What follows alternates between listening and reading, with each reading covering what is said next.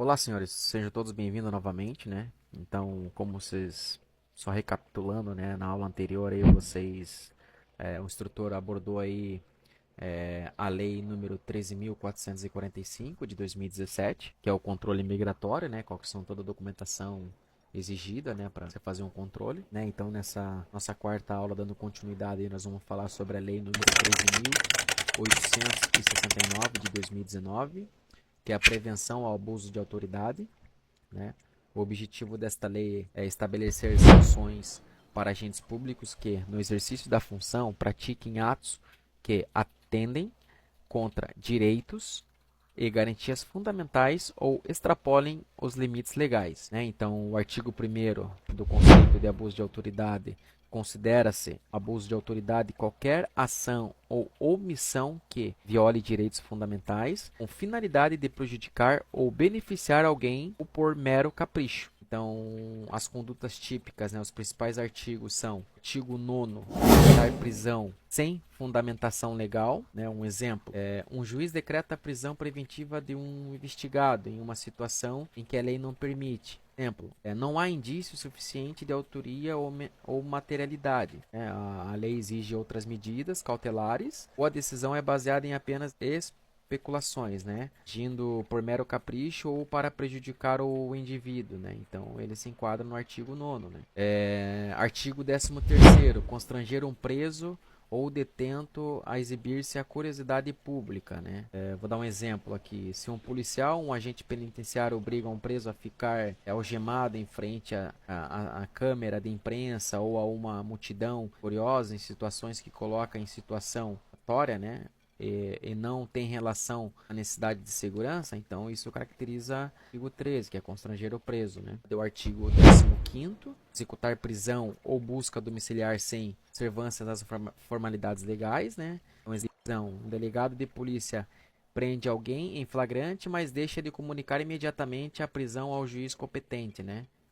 Executar uma prisão sem observância das formalidades.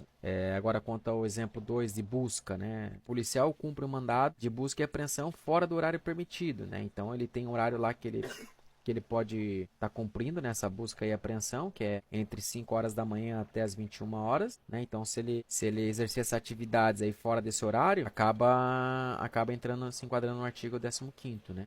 Agora, sobre o artigo 18º, né, que é submeter pessoas sob custódia a sofrimento físico ou mental. Vou dar um exemplo aqui: um policial civil ou militar, durante a condução de um suspeito ou um preso, força-o a permanecer em uma posição corporal extremamente desconfortável ou dolorosa, como algemado ou pendurado por um longo tempo, com o objetivo de intimá-lo ou submeter-se a ameaças psicológicas graves, né? Então, dependendo da intensidade e finalidade, esta conduta pode ser enquadrada no crime de tortura, tá? Que se enquadra na Lei 9.445 de 97 e tem penas mais severas. Então, agora falando sobre um pouco o artigo 12º, né, que é invadir ou adentrar imóvel, né, sem autorização judicial, salvo flagrante delito ou desastre. Vou dar um exemplo aqui de invasão. Os agentes de segurança invadem uma residência fora das situações de flagrante delito. Exemplo, tráfico de drogas sendo realizado dentro da casa. No momento da entrada ou desastre, sem ter um mandato judicial válido para o momento da entrada. Então, vou dar um exemplo 2 também aqui: cumprimento de mandado. Um oficial de justiça ou policial cumpre um mandado de busca e apreensão domiciliar após as 21 ou antes, né? Como eu falei, sem que haja previsão legal para exceção, que não existe de forma genérica na lei, né? Você não pode estar exercendo, né, um mandato fora desse horário, né? Das 5 até as 21 horas, né? Então lembre-se, para que as condutas acima se configurem como um crime de abuso e autoridade, a lei exige que o agente público atue com uma finalidade específica, né? O chamado dolo específico, né? Então, o que é? Prejudicar outrem, beneficiar a si mesmo ou a terceiro, o mero capricho ou satisfação pessoal. Contra as sanções, né? Pena, detenção de 1 a 4 anos, multa ou perda do cargo em casos graves.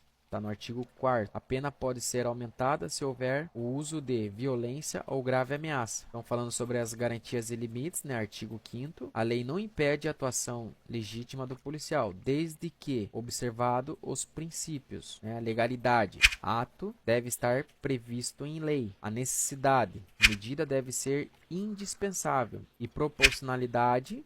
O uso da força deve ser adequado à situação, tá? Então a gente vai dar alguns exemplos práticos aqui. É legal revistar veículo com fundada suspeita, CPP artigo 244. Então isso é legal, tá? Revistar sem justificativa ou humilhar o abordado. Isso é ilegal. Jamais faça isso. Tá? Entrar em residência com mandado ou flagrante. Isso é legal. Se você tem um mandado ou está em flagrante, você pode adentrar a residência.